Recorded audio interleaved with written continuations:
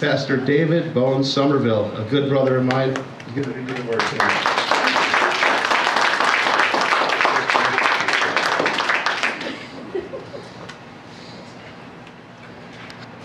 A little bit about me. I come from a little small church in Omaha.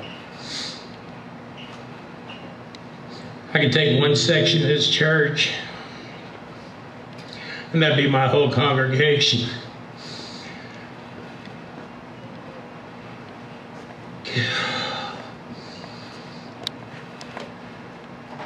We're getting fed the word. 2 years ago, we started the church.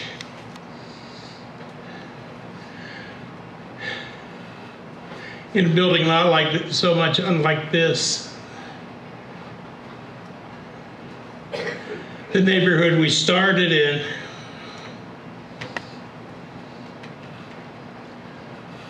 had drugs, prostitution. You couldn't look behind a dumpster and not find somebody sleeping there.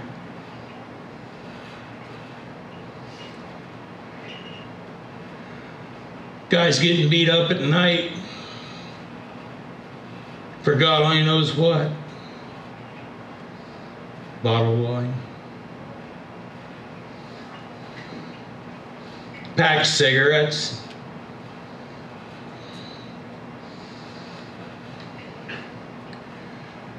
Well, about 7 years ago, a bunch of bikers. DFC hadn't even started in Omaha yet, but just a bunch of bikers started out at a little church, handing out sandwiches once a month. Then all of a sudden it came 2 weeks, or every other week. And the pastor of this little church invited us in. We were there for 3-4 years. His congregation grew. He had 5-6 people maybe. Church was small, might have set 50. But the bikers expanded to overflowing every week. And then all of a sudden, it was a denominational church. Their denomination put the kibosh to it. It wasn't the pastor, but it was a denomination that said, hey, these people aren't ordained by us. They can't speak in our pulpits.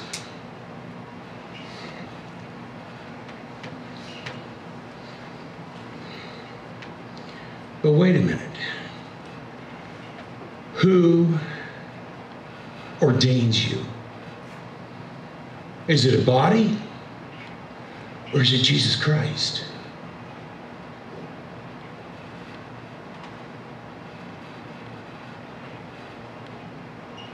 Well, anyway, we got shut out of there.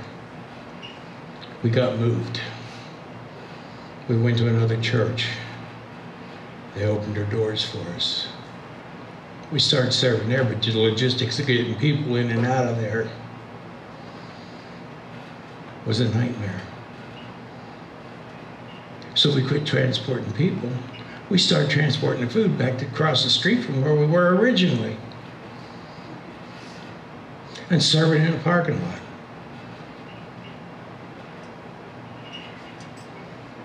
And then the gentleman across the street says, hey,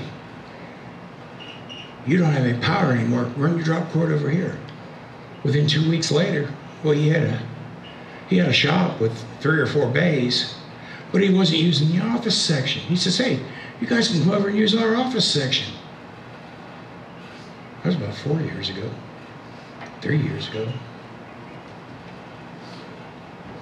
2.5 years ago, they asked another brother and myself if we'd start a church in there on Sunday morning. Well, the other brother, he's still doing God's work, but he was more of a church planner. He'd get it planted, he'd get it up, he'd get it rolling, and then God would move him somewhere else. He looked at me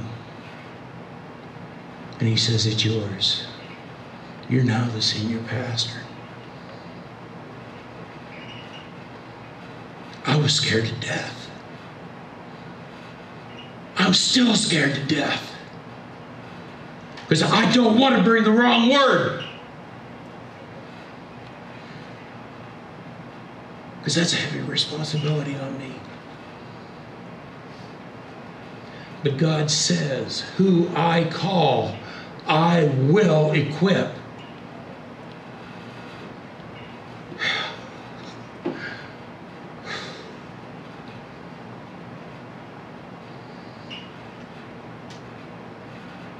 That's been almost 2 years.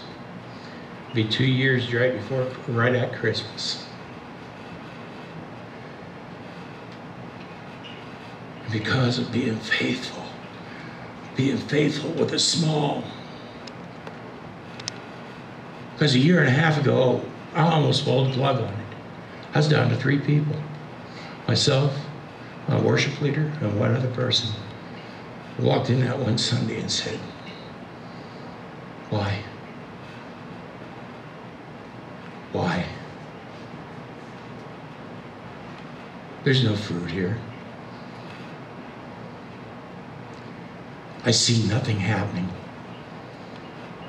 And those 3 guys, or those 2 other gentlemen, they said, no, you're not.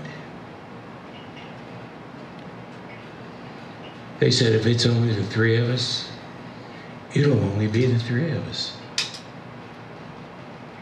My worship leader said to me, God says, where there's 2 or 3 gathered in my name, I will be there with them. He says, don't you dare pull the plug on this. I couldn't pull the plug. I had people counting on me. I had souls counting on me.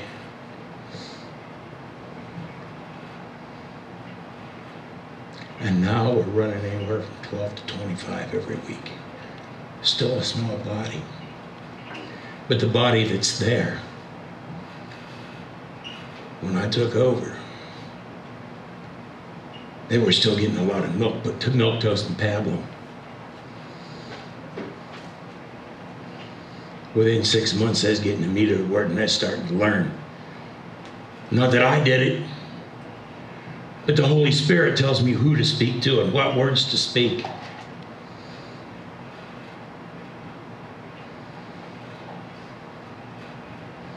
And getting into the meat of the word.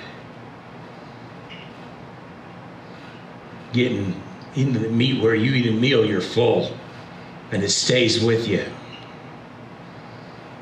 That's what God's looking for. It's growth. I'm not talking growth in numbers. I'm talking spiritual growth. Because once you have spiritual growth, I as a pastor don't have to work so hard.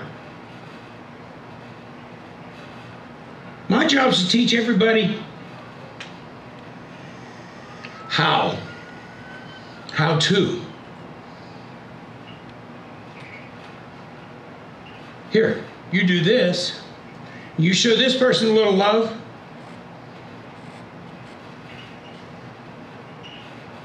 You gotta catch people with the love. That's what it's all about. And once they see that you care, then you can start ministering to them.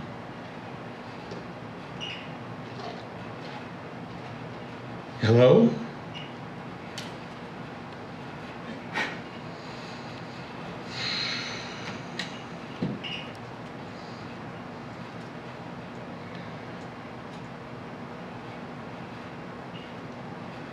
I guess my message tonight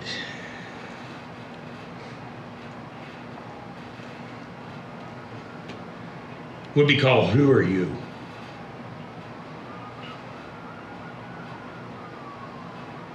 It don't matter about what these things are on our backs, who we ride for, or what we represent.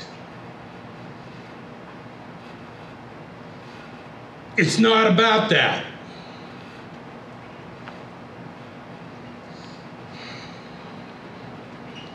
It's about our relationship with Jesus Christ.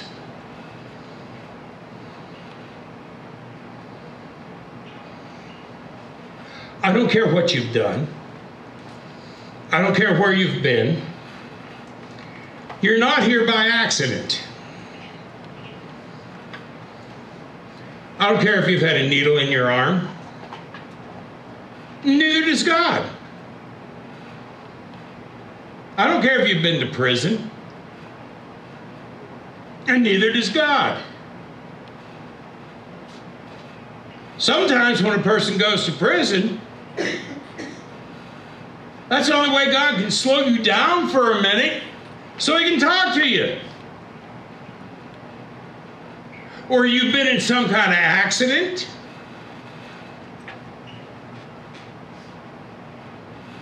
Hey, God was talking to you, but you weren't listening. Hello? So the only way to get your undivided attention is to incapacitate you somehow. So you had to listen. The shepherd. He's carrying a stick. He's carrying that staff, and it's got a hook on the end of it. He gets a lamb that's running off. He'll reach out with that staff, snap its leg. But what's he do when he snaps its leg? He picks it up and carries it. So don't be upset if God knocks you down. Because if He knocks you down, He's going to pick you up and carry you.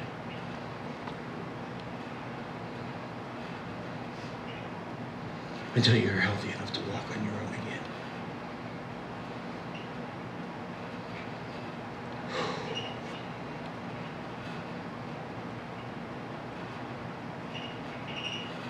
God calls each one of us in His own way. But you know,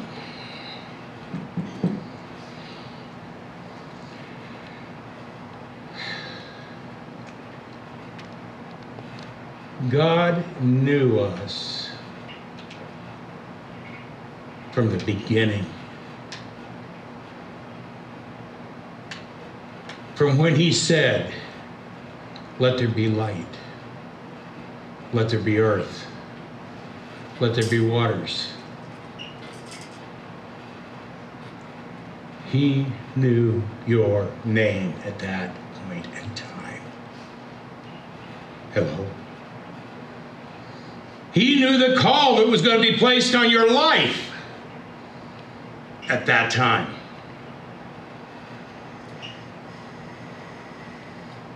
Hope you all have your Bibles with you tonight.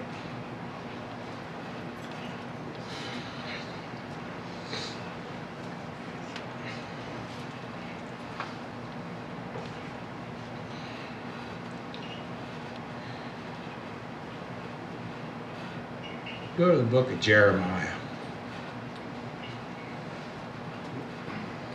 First chapter. And when you got it, just put your finger there.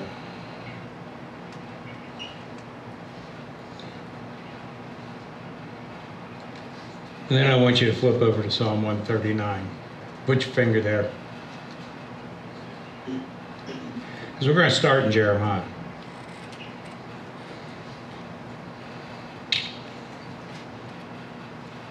Are you there?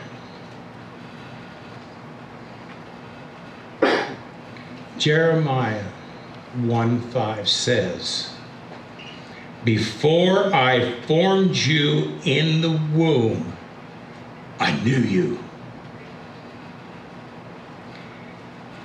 Before you were born, I sanctified you."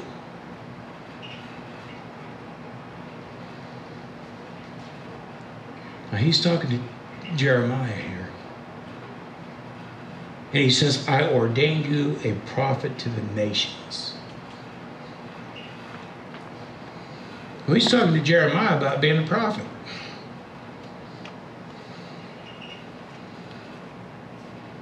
What's he talking to you about being? Talking to you about being a preacher. Oh no, I'm not a preacher, not me, man. Don't call me no preacher, I ain't one. Yeah, that's what I said.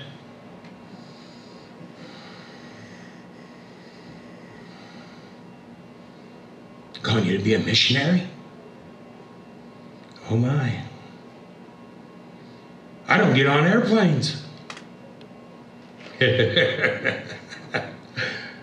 Uh-huh.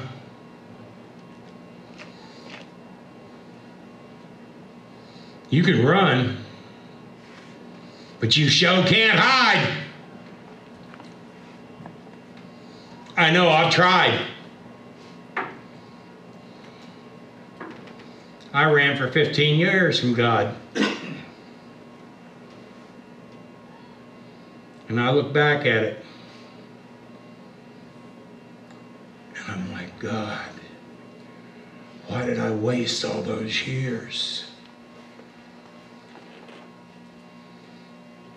But they weren't wasted years. Because I've got life experience. This, that, and the other. And it wasn't good.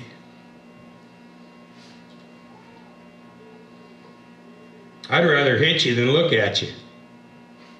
Somebody say fight, I'd say don't get up off the floor, it's over. Not that I'm mean, not that I'm bad.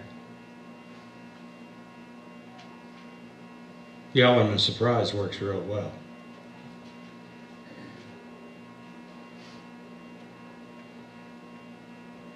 I was mean. I was angry.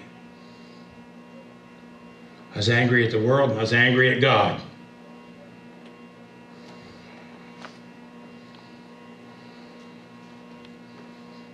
But guess what? I couldn't run and hide.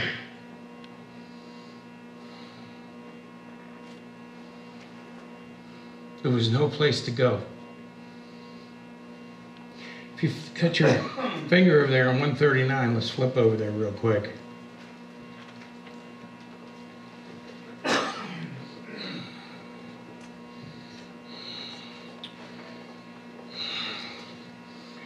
Sorry, folks, I can't see.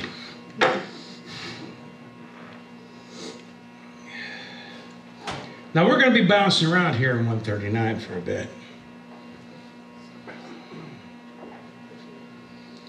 Now, what does God say about us? If you're here at 139,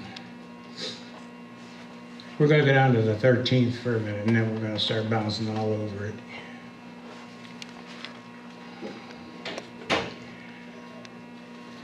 For you formed my inward parts. You covered me in my mother's womb. What's a covering mean? A protection. That nothing's going to hurt you.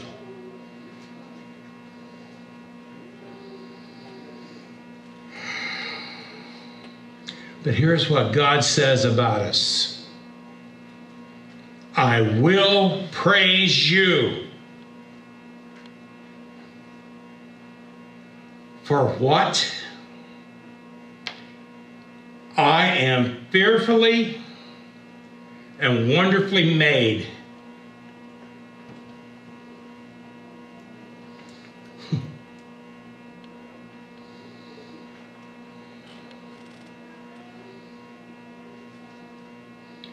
It's not like some people believe, poof, and you're here.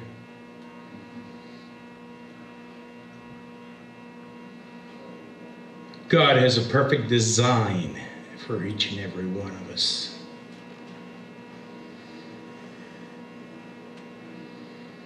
And each one of us,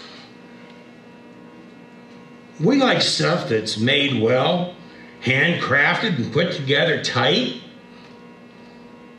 Well, guess what? God handcrafted us. He made us in His image.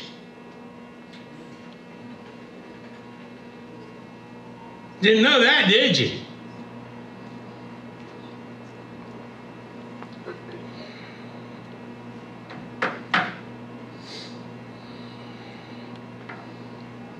Well, if he made us in his image, why are we going out and doing all the garbage that we do? We know it's wrong. Sometimes it's pride.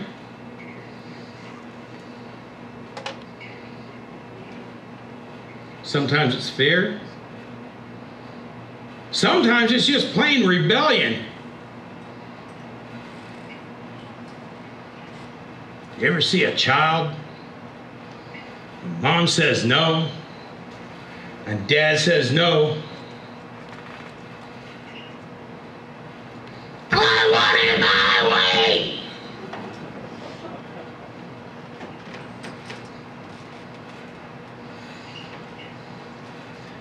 Just think how God looks at us sometimes.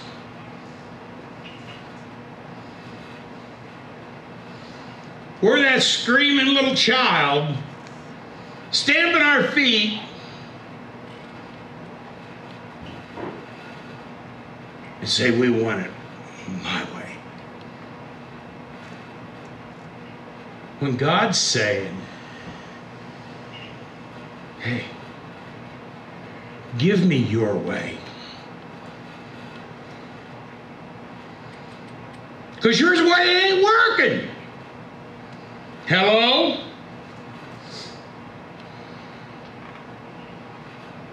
But when God takes something, he gives back something much more valuable, much more precious.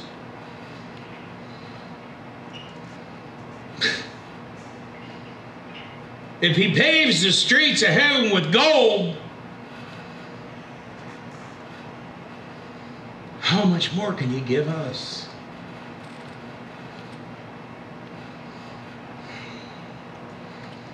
But like I'm saying, you can't run and you can't hide.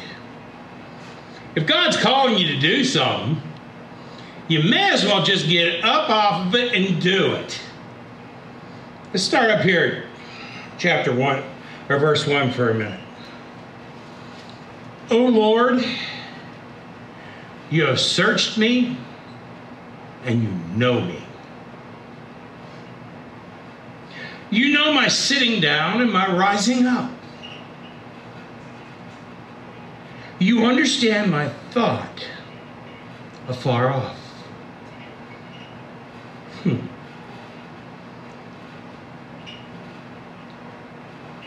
What is it to know somebody?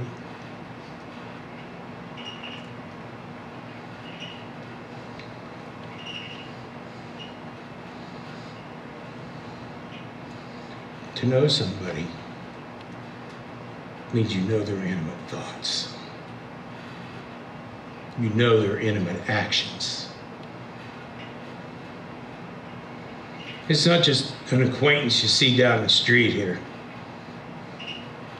Yo, dude, how you doing?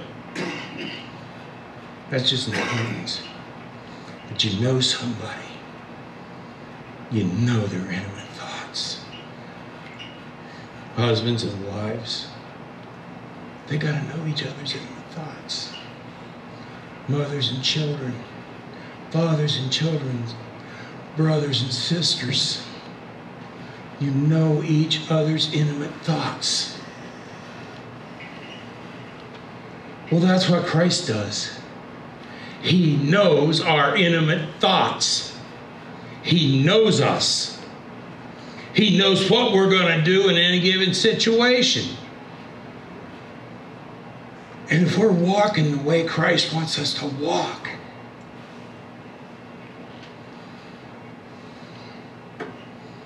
he's going to guide our steps. He's going to give us the words to speak at the appropriate time.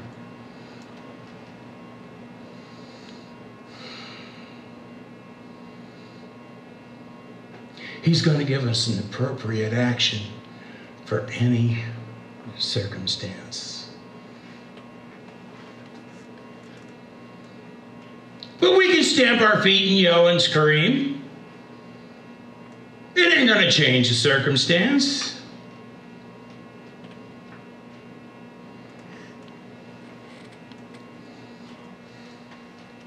It might change the outcome, but it's not going to change the circumstance, especially when you're dealing with other people.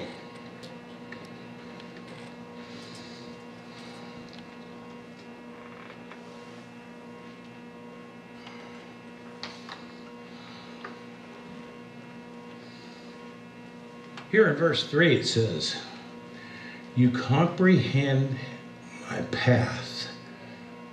He knows where we're walking. And he compromises. He comprehends my path and my lying down. So he knows where you're going to go, and he knows where you're going to lay your head down at night. Hello?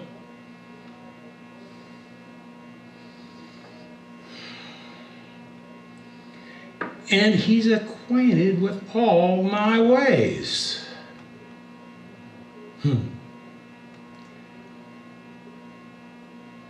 So maybe you have to deal with something just a little differently.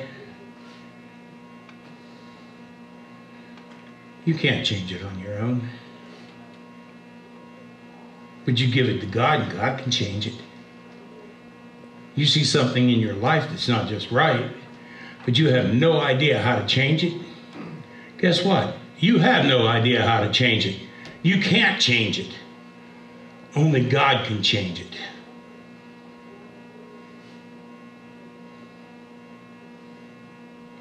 My miserable life, and I was miserable.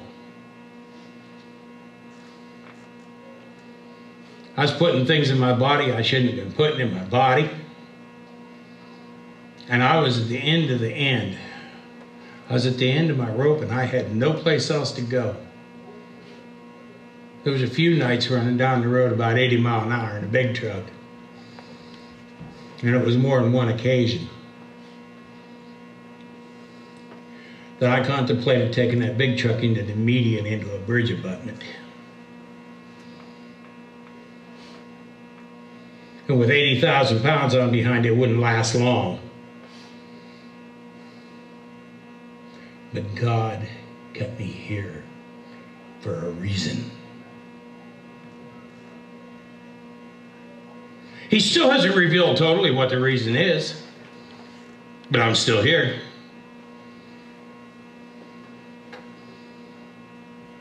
Y'all ever been out partying and thinking, my, what kind of fun am I having now?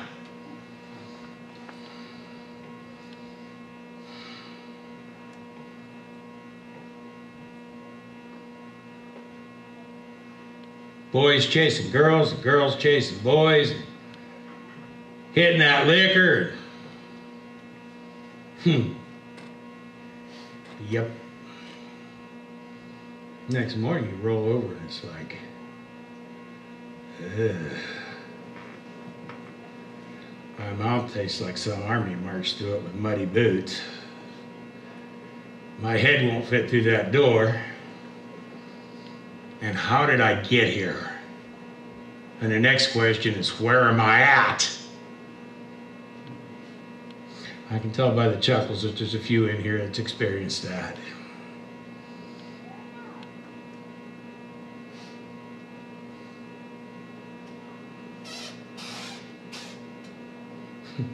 I've been there, I've done that. But God showed me such a better way.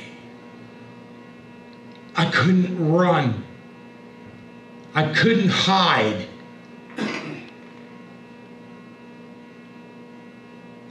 God found me on the interstate,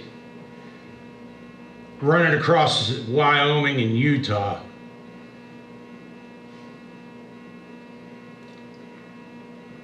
Back at that time, we only had cassette players in our truck. And my cassette player went belly up. So all I had was the AM, FM. For about 2 months solid, in the middle of the night, I could find one AM station. And it was so far off in the distance, all I got was that weak, staticky signal. It was a Christian station. And it wasn't a music station. It was a station that preached the word. And God says in his word that my word shall not return to me void.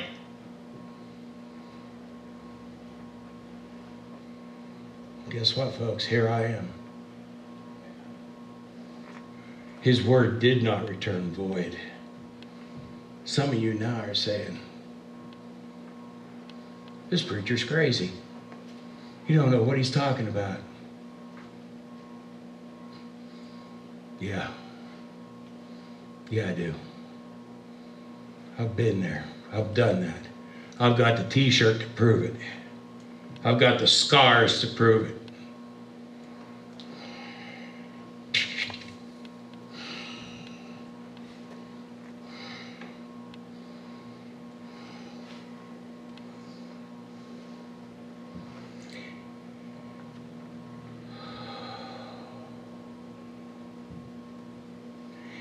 In 5 here it says, you have hedged behind me and before.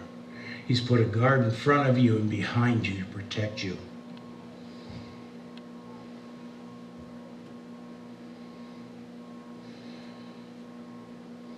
Here in 7 it says, where can I go from your spirit? Or where can I flee from your presence? Absolutely nowhere.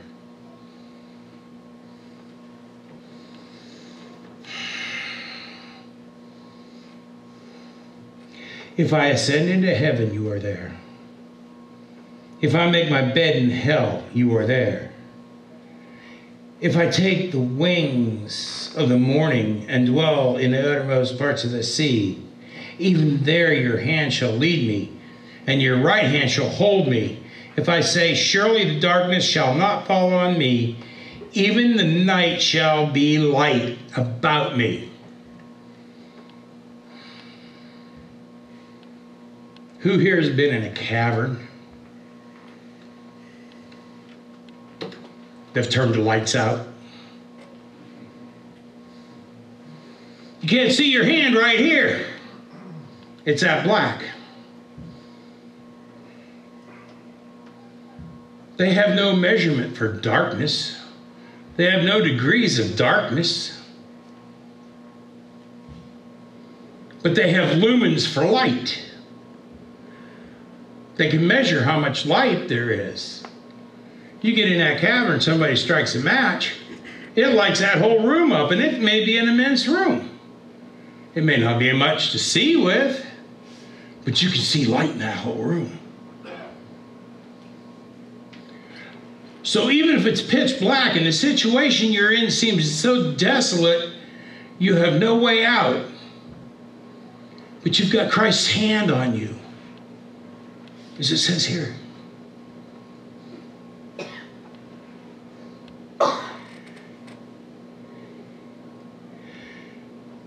If I say, surely the darkness shall fall on me, even the night shall be light about me.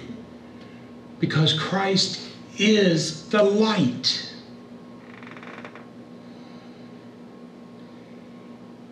Indeed, the darkness shall not hide from you, but the night shines as day, and darkness and the light are both alike to you.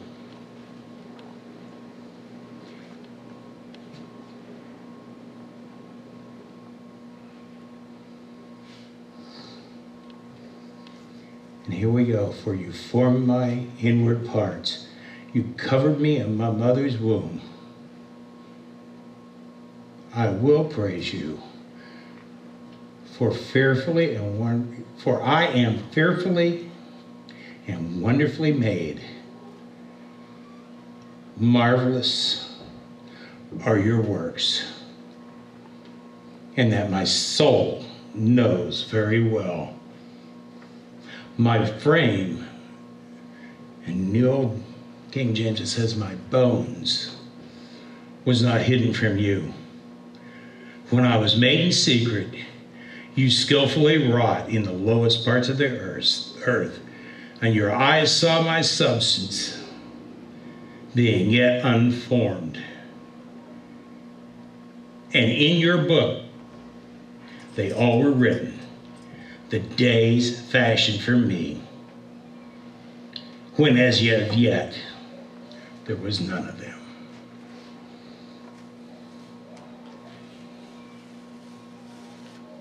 He knit our bones together.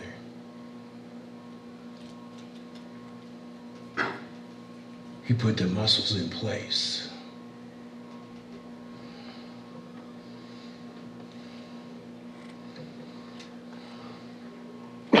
What's our substance? Our substance is our integrity.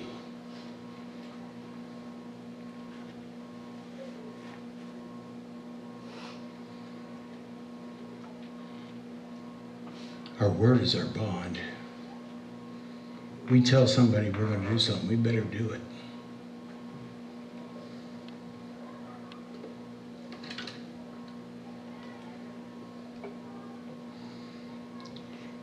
We tell God we're going to do something. That's even worse than telling somebody off the street that you're going to do something and then not do it. Because you tell God you're going to do something, He's going to hold you to it.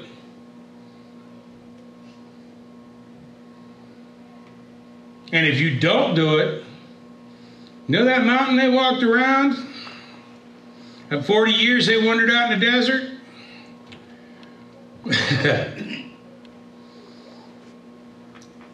Welcome to the desert, folks. Because God is going to hold you to that word you said. Have you all ever said, God, if you get me out of this, I'll never do this again? And the next night you're doing it again.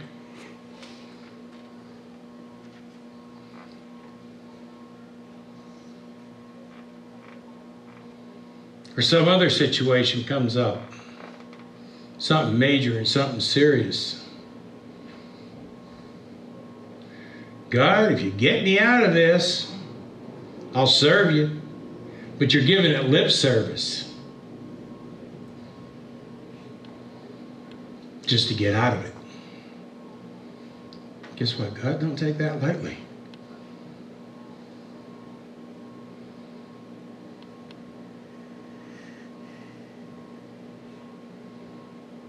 God has a purpose for each and every one in His house. If you don't know what your purpose is, get on your knees. Get in your word. God will show you your purpose. He's not going to come up and slap you upside the head with it. It's going to be that still, small voice. It could be another brother or another sister walking up, putting their arm around your shoulder, saying, hey, let's walk through this together.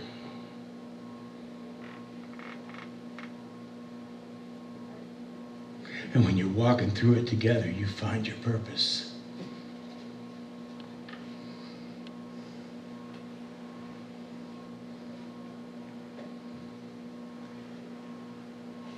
So it don't matter what we wear. It don't matter what the outward appearance is to man. Because I know a lot of people